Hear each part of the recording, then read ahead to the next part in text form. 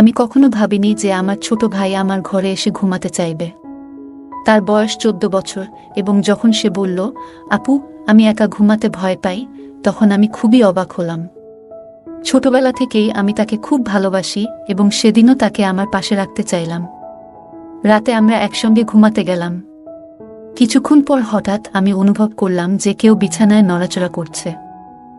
আমি চোখ খুলতেই দেখি আমার ভাই আমাকে জড়িয়ে ধরেছে। তারপর ভাইয়া আমাকে, আমার গল্পগুলো তোমরা শুনো কিন্তু সাবস্ক্রাইব করো না। দয়া করে গল্পগুলো ভালো লাগলে ভিডিওটি লাইক, শেয়ার এবং চ্যানেলটি সাবস্ক্রাইব করো প্লিজ। আমি নুসরাত, আমি অনেক সুন্দর দেখতে। আমি একটু স্বাস্থ্যবান, যা আমাকে আরও আকর্ষণীয় করে তুলেছিল। এই জন্যই হয়তো আমার ছোট ভাই আমার দিকে নজর দিয়েছে। আমরা দুই ভাই বোন আমাদের বাড়িতে একসঙ্গে থাকি। তবে যতদিন যাচ্ছে আমি লক্ষ্য করছি ওর আচরণে কিছু পরিবর্তন আসছে। আমি ভেবেছিলাম এটা হয়তো বয়ঃসন্ধির কারণে হচ্ছে। ও মাঝে মাঝে আমার খুব কাছাকাছি থাকত, আর যখন আমি জিজ্ঞাসা করতাম সে হেসে বলতো, এমনি। আপু, ধীরে ধীরে আমি বুঝতে পারলাম ওর আমার প্রতি আগ্রহ বাড়ছে। তার চোখের চাহনি ছিল আলাদা। সম্প্রতি আমি লক্ষ্য করছিলাম আমার ছোট ভাই আমার দিকে বেশ মনোযোগ দিয়ে তাকাতে শুরু করেছে। প্রথমে আমি ভেবেছিলাম হয়তো আমি কিছু বেশি ভাবছি, কিন্তু যখন সে বারবার আমার রুমে এসে নিঃশব্দে আমার দিকে তাকিয়ে থাকত, তখন কিছুটা অস্বস্তি অনুভব করতাম। এক রাতে আমি ঘুমানোর জন্য প্রস্তুত হচ্ছিলাম, সে আমার পাশে এসে শুয়ে পড়ল। তবে আমি ভাবছিলাম, আমি কি ওর মনের অবস্থা ঠিকভাবে বুঝতে পারছি, নাকি আমি যা ভাবছি তা ভুল। আমি কোনোভাবেই তাকে আঘাত করতে চাইনি, কিন্তু একই সাথে আমাকে আমার ব্যক্তিগত সীমানা বজায় রাখতে হতো। সবকিছু ঠিকঠাক মনে হচ্ছিল না। এক রাতে আমি পড়াশোনা করছিলাম, হঠাৎ সে এসে বলে উঠল, আপু তুমি কি আমার উপর রাগ করেছ? আমি অবাক হয়ে তার দিকে তাকালাম। তার চোখে কিছুটা অস্থিরতা ছিল, যেন সে বুঝতে পারছে আমি কিছুটা অস্বস্তি বোধ করছি। আমি শান্তভাবে বললাম, না, রাগ করিনি। কিছুক্ষণ চুপ থাকার পর সে বলল, জানি না, কিন্তু যখন তোমার পাশে থাকি তখন আমার ভালো লাগে। তার কণ্ঠে কিছুটা দ্বিধা ছিল, যেন সে নিজেও পুরোপুরি বুঝতে পারছে না কি ঘটছে। তার এই রকম পরিবর্তন আমার কাছে ভয়ের চেয়েও কিছু বেশি ছিল। আমি চেষ্টা করছিলাম তাকে বোঝাতে, তুমি বড় হচ্ছ, তাই কিছু বিষয় বোঝা কঠিন হতে পারে, কিন্তু আমাদের ব্যক্তিগত জায়গা বজায় রাখা খুবই গুরুত্বপূর্ণ। এখন সময় এসেছে আলাদা ঘুমানোর অভ্যাস তৈরি করার। কিন্তু সমস্যা হলো, সে শুধু রাতে নয়, দিনের বেলাতেও সবসময় আমার পাশে থাকতে চাইত। আমি যেখানেই যেতাম সে আমার সাথে থাকত। এমনকি আমি রান্নাঘরে কাজ করলেও সে এসে সেখানে বসে থাকত যতক্ষণ না আমি কাজ শেষ করি। একদিন আমি তাকে বললাম, তুমি বন্ধুদের সাথে সময় কাটাচ্ছ না কেন? দেখছি তুমি স্কুলেও ঠিকমতো যাচ্ছ না। এতে পড়ালেখার অনেক ক্ষতি হচ্ছে এবং এটা তোমার ভবিষ্যতের জন্য ভালো নয়। আমার স্বপ্ন তুমি একদিন একজন ডাক্তার হবে, কিন্তু এভাবে চলতে থাকলে সেটা কঠিন হবে। আমার কথা শুনে সে রেগে গিয়ে বলল, আমি স্কুলে যেতে চাই না, আর বেশি লেকচারও শুনতে চাই না। আমাকে জোর করো না। তার এই প্রতিক্রিয়া দেখে আমি হতবাক হয়ে গেলাম।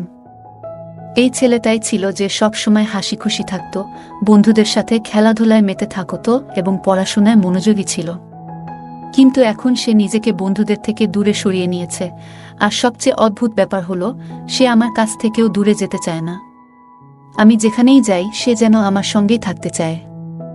তার রাগান্বিত কথাগুলো আমার মনকে নাড়া দিয়েছিল এবং আমি চিন্তিত হয়ে পড়লাম। সেদিন থেকে আমি আর চুপ থাকতে পারিনি। আমি সিদ্ধান্ত নিলাম ওর সাথে মন খুলে কথা বলার সময় এসেছে। সে যখন রাতে আমার সাথে ঘুমাতে এলো, আমি আস্তে করে বললাম, তোর কি হয়েছে? আগে তুই সব সময় বন্ধুদের সাথে থাকতি, এখন কি হয়েছে আমাকে বলো। কিছুক্ষণ চুপ থেকে সে বলল, যখন আমি স্কুলে থাকি বা বন্ধুদের সাথে খেলি, তখন মনে হয় তুমি আমার থেকে দূরে চলে যাচ্ছ। মনে হলো হয়তো সে আমাকে তার জীবনের কেন্দ্র হিসেবে দেখত, আর এখন আমি বড় হচ্ছি, তাই ধীরে ধীরে তাকে ছাড়িয়ে যাচ্ছি। মনে হচ্ছিল সে আমাকে অনেক ভালোবাসে, কিন্তু তার আচরণের এই পরিবর্তনগুলো স্বাভাবিক ছিল না। আমি তাকে বোঝানোর চেষ্টা করলাম, আমি তোর সাথে আছি, কিন্তু আমাদের আলাদা থাকার এবং ঘুমানোর অভ্যাস গড়ে তোলা উচিত। আমরা এখন বড় হয়েছি। সে রাজি হতে চাইল না। শুধু রাতে নয়, দিনেও সে সবসময় আমার সাথেই থাকতে চাইত, কিন্তু তার আচরণের পরিবর্তনটা স্বাভাবিক মনে হচ্ছিল না। তার কথাগুলো শোনার পর আমি অবাক হয়ে গেলাম। সে একেবারেই তার পুরনো অভ্যাস, স্বভাব বা রুটিনে ছিল না। মনে হচ্ছিল সে আমার প্রতি গভীর মনোযোগ দিচ্ছে, যেন সে আমাকে ভালোভাবে বুঝতে চাচ্ছে বা আমার কাছ থেকে কিছু চাচ্ছে। তার এই আচরণগুলো আমাকে অস্বস্তিতে ফেলতে শুরু করেছিল। একদিন যখন আমি ঘুমানোর প্রস্তুতি নিচ্ছিলাম, সে হঠাৎ আমার রুমে এসে বলল, দিদি, আমি তোমার সাথে ঘুমাতে চাই। প্রথমে আমি ব্যাপারটিকে স্বাভাবিকভাবে নিয়েছিলাম, কিন্তু ধীরে ধীরে তার আচরণ কিছুটা অদ্ভুত হতে শুরু করল। তার মুখে একটা অস্থিরতা দেখা যাচ্ছিল যা আমাকে ভাবিয়ে তুলল। আমি তাকে জিজ্ঞেস করলাম, তোর কি হয়েছে? সে কিছুটা অদ্ভুতভাবে বলল, দিদি, আমি ঠিক আছি। আজ আস্তাবলে গিয়েছিলাম, সেখানে ছাগলের দুধ পান করেছি, তাই হয়তো এই রকম লাগছে। তার কথায় আমি কিছুটা অবাক হলেও সেটা একসময় মজা করে উড়িয়ে দিলাম। তাকে বুঝিয়ে বললাম, তুই একটু মজা করছিস, তাই না? এই ঘটনাগুলো আমাকে ভাবিয়ে তুলেছিল এবং আমি বুঝতে পারছিলাম যে ওর সাথে আরও খোলামেলা কথা বলার প্রয়োজন আছে। একদিন ছোট ভাইকে জিজ্ঞেস করলাম, বাড়িতে গরুর দুধ থাকার পরেও তুই ছাগলের দুধ কেন খাচ্ছিস? সে মজা করে বলল, বন্ধুদের সাথে মজা করে খেয়েছি। এটা এত বড় ব্যাপার নয় আপু। সে কেমন বন্ধুদের সাথে মেশা শুরু করেছে যে এমন অস্বাভাবিক আচরণ করছে? এখন সে বড় হতে শুরু করেছে, তাই যখন আমি তাকে কোনো ব্যাপারে শাসন করতাম, সে আমার উপর রেগে যেত এবং কথা কাটাকাটি করত। এরপর একদিন মাঝরাতে আমার ঘুম ভেঙে গেল এবং দেখলাম ছোট ভাই আমার দিকে তাকিয়ে আছে। এটা দেখে আমি একটু অস্বস্তি বোধ করলাম। আমি জিজ্ঞেস করলাম, তুই তো বড় হয়ে গেছিস, এখন এসব কেন করছিস? সে রেগে বলল, তাহলে যদি বড় হয়ে যাই, তোমার সমস্যা হবে কেন? তার এই কথা শুনে আমি কিছুটা অবাক হলাম। পরে বললাম, ঠিক আছে, তুই আমার সাথে ঘুমাতে চাইলে কোনো সমস্যা নেই। সে চুপ হয়ে গেল। তারপর থেকে যখনই আমি ঘরের কাজ করতাম, তার দৃষ্টিতে একটা অস্বাভাবিকতা লক্ষ্য করতাম। মনে হতো সে আমাকে সবসময় অনুসরণ করছে। এমনকি রাতে যখন আমি ঘুমাতে যেতাম, সে আমার ঘরে এসে বসে থাকত না ঘুমিয়ে। আমি নিজেকে শান্ত করার চেষ্টা করছিলাম। জিজ্ঞেস করলাম, তুই কেন এখনো জেগে আছিস? সে উত্তর দিল, কিছু না, ঘুম আসছে না। তার কথার ভেতরে কিছু যেন লুকিয়েছিল যা আমার বোঝার বাইরে ছিল। পরিস্থিতি আমার জন্য অস্বস্তিকর হয়ে উঠছিল, কিন্তু একজন বোন হিসেবে আমি তাকে উপেক্ষা করতে পারিনি। যদিও ওর এই অদ্ভুত আচরণ আমাকে বিরক্ত করছিল, আমি বুঝতে পারছিলাম না কেন সে এভাবে আমার দিকে তাকিয়ে থাকত। আমি আরও চিন্তিত হয়ে পড়লাম যখন হঠাৎ ঘুম থেকে উঠে দেখি আমার ছোট ভাই একদম চুপচাপ বসে আছে আমার পাশে। আমি আতঙ্কিত হয়ে পড়লাম, যেন আমার শরীরে কোনো শক্তি নেই। বুকে চাপ অনুভব করতে লাগলাম, কিন্তু কোনো কারণ খুঁজে পাচ্ছিলাম না। কেন সে এভাবে তাকিয়েছিল? সে কি চাইছিল? আমার ঘুম কেড়ে নিয়েছিল এই চিন্তা। দিনের বেলাতেও আমি বিশ্রাম নিতে পারছিলাম না। তারপর একদিন একটা বাস্তবতা আমার সামনে এলো যা আমাকে ভীষণভাবে নাড়া দিয়েছিল। সেই সত্যটা আমাকে এতটাই বিপর্যস্ত করে তুলল যে মনে হলো আমার পৃথিবীটা ভেঙে যাচ্ছে। যে ঘটনাটি ঘটেছিল সেটা ছিল এতটাই অপ্রত্যাশিত যে আমি কখনো ভাবিনি এমন কিছু ঘটতে পারে। ঘটনাটি আমার মনকে এতটাই দুঃখে ভরিয়ে দিল যে আমার নিজের দিকে তাকানোর ইচ্ছা হারিয়ে ফেলেছিলাম। মনে হলো সবকিছু শেষ হয়ে গেছে। সেই রাতে আমি অসুস্থ থাকায় তাড়াতাড়ি ঘুমিয়ে পড়েছিলাম। হঠাৎ অনুভব করলাম কেউ আমার বিছানায় বসে আছে।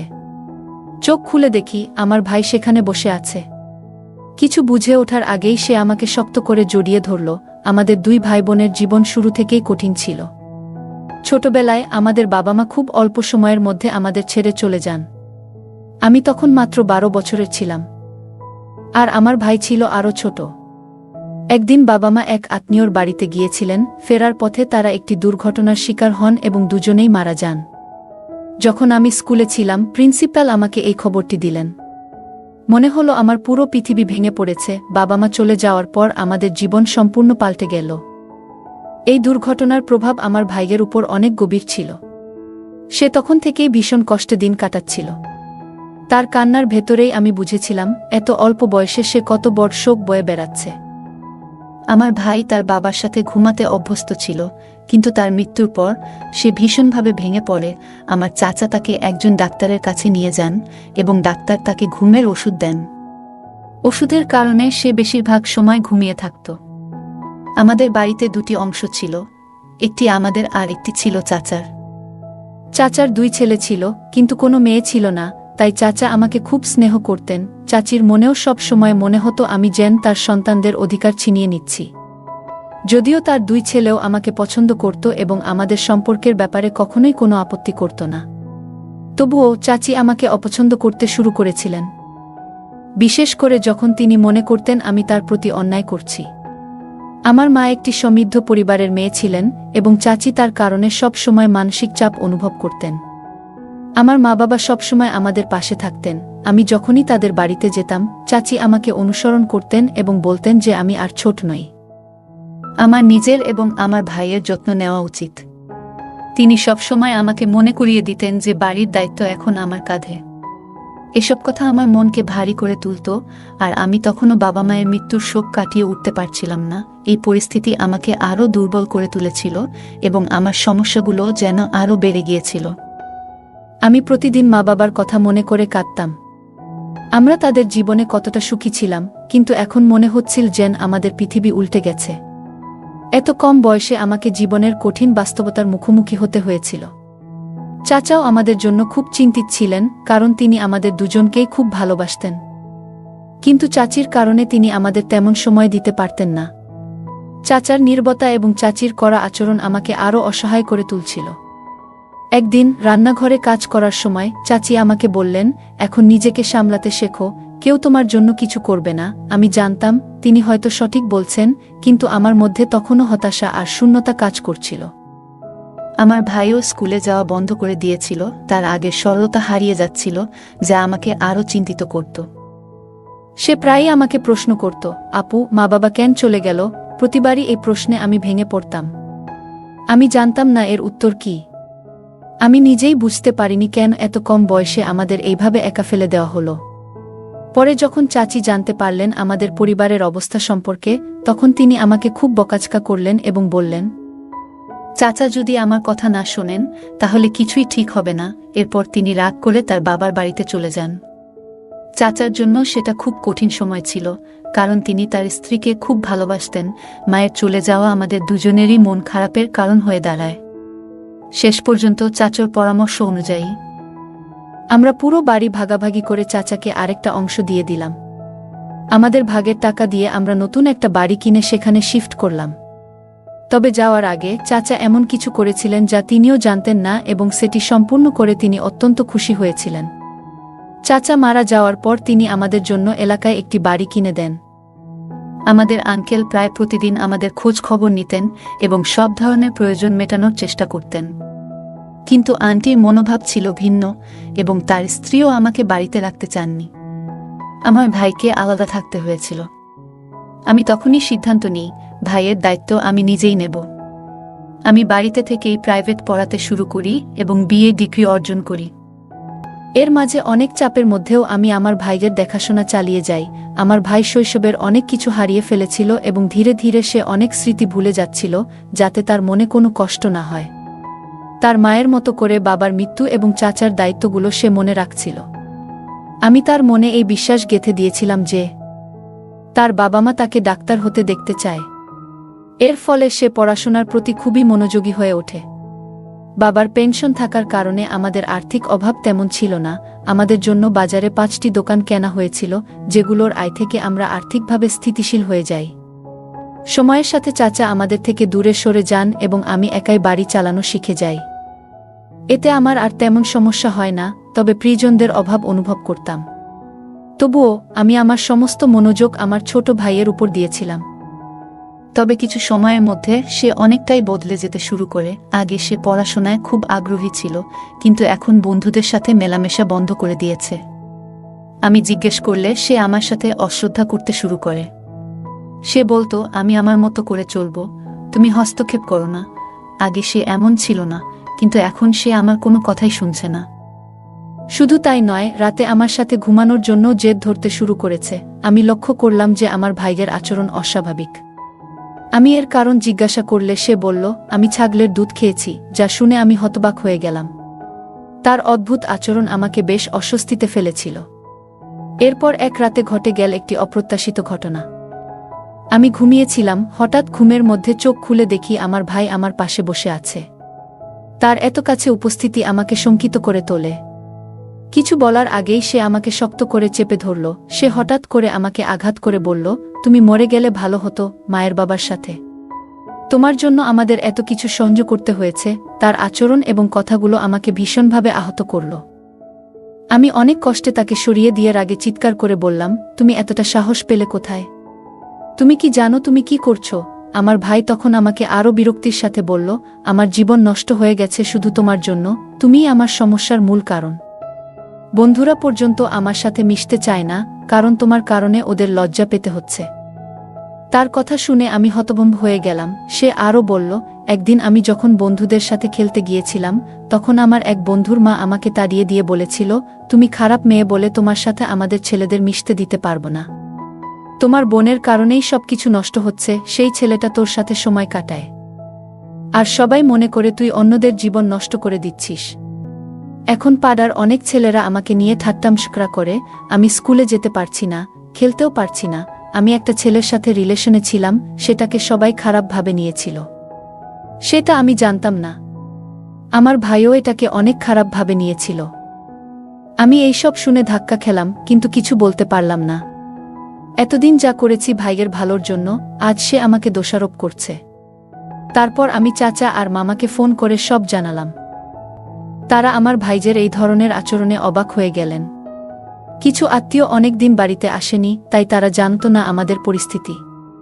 ভাই শেষে বলল, তোর বোনের সঙ্গে সম্পর্ক রাখার জন্যই আমার বন্ধুরা আর আমাকে মেনে নিচ্ছে না। আমি আমার ভাইয়ের দেখাশুনে করার জন্য কিছুদিন পর বিয়ে করে নেই। কারণ বাবা মা না থাকার কারণে আমাদের অবস্থা দিন দিন খারাপ হতেছিল। ভাইও দিন দিন আমার প্রতি তার রাগ বাড়তেছিল। এসব দেখার পর আমি সিদ্ধান্ত নেই বিয়ে করার। আমার যার সাথে রিলেশন ছিল আমি তাকেই বিয়ে করি, যাতে সব ঠিক হয়ে যায়। এই কথাগুলো শোনার পর আমার ভাইয়ের প্রতি আচরণে আমি অনেক ভুল করেছিলাম। সে আমার কাছ থেকে বেশ হতাশ ও বিব্রত হয়েছিল।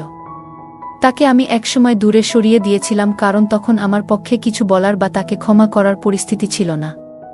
আমি জানতাম এই সমস্যা থেকে বেরিয়ে আসতে সময় লাগবে। আমারও কিছুটা সময় দরকার ছিল, কারণ আমি বেশিক্ষণ কারো উপর রাগ ধরে রাখতে পারি না। আমাদের কখনো কখনো নিজেদেরকে সময় দিতে হয়, যাতে পুরনো ভুলগুলো ভুলে এগিয়ে যেতে পারি। আমার বিয়ের পর সব ঠিক হয়ে যায়। ভাইয়ের ভুল বুঝা থেকে সব কিছুই একে একে ঠিক হতে থাকে। এরপর আমি কিছুটা সময় নিয়ে নিজেকে শান্ত করি। আমি আবারও নতুনভাবে জীবন শুরু করি এবং আমার স্বামী ও ভাইয়ের সঙ্গে এক বাড়িতে থাকা শুরু করি। আমাদের চাচা আমার বিয়ের ব্যবস্থা করেছিলেন, আর চাচিও আমাকে খুব স্নেহের সঙ্গে মেনে নিয়েছিলেন।